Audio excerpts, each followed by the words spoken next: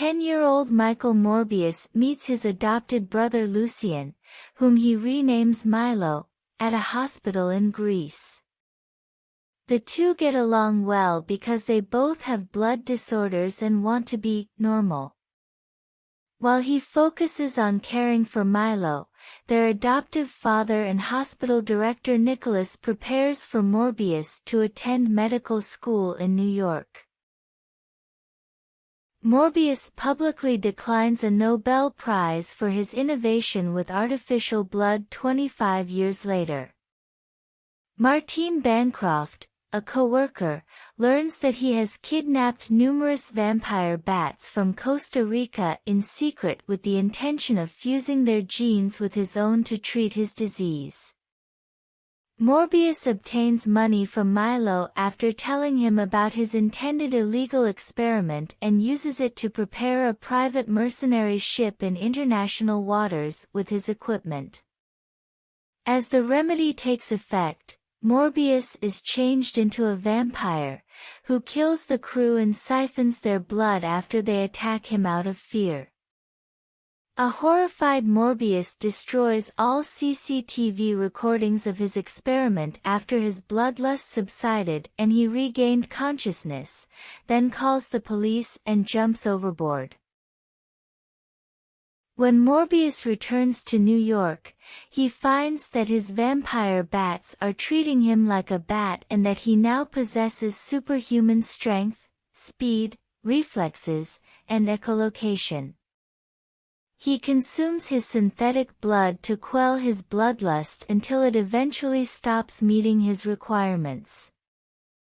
Morbius victims are investigated by FBI agents Simon Stroud and Al Rodriguez, who conclude that he is responsible. When Milo finds that Morbius has been healed, he is incensed when Morbius declines to heal him as well. Morbius discovers a dead nurse who has been drained of her blood while visiting a hospitalized Bancroft. He makes an attempt to flee because he feels guilty before being pursued and taken into custody. He receives a visit from Milo in jail, who promises to use his fortune to get him free. Morbius flees after finding Milo had taken his cure and killed the nurse so he could confront him.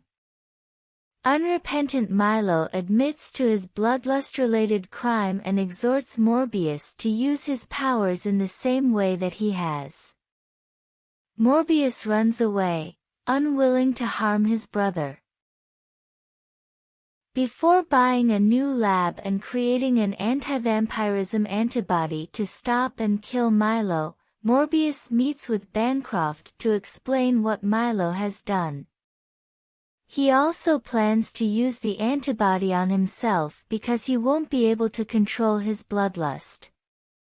Finding video of one of Milo's assaults, Stroud and Rodriguez broadcast it to the media because they think Morbius' vampire activity is becoming more widespread. Milo is recognized by Nicholas, who begs him to quit.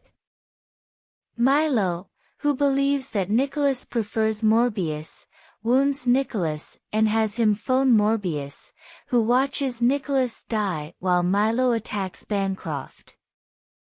She passes away in his arms, and when Morbius gets back to Bancroft, he drinks her blood. When Morbius confronts Milo, he calls forth an army of bats to hold him down and administer the antibodies. Morbius mourns his loved ones and embraces his identity as a vampire as Milo passes away before taking flight with the bats.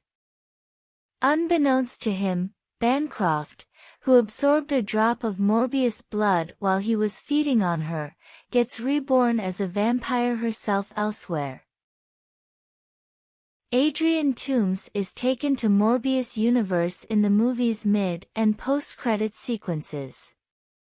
Knowing that Spider-Man was engaged in his transportation, Toomes approaches Morbius and offers that they create a team.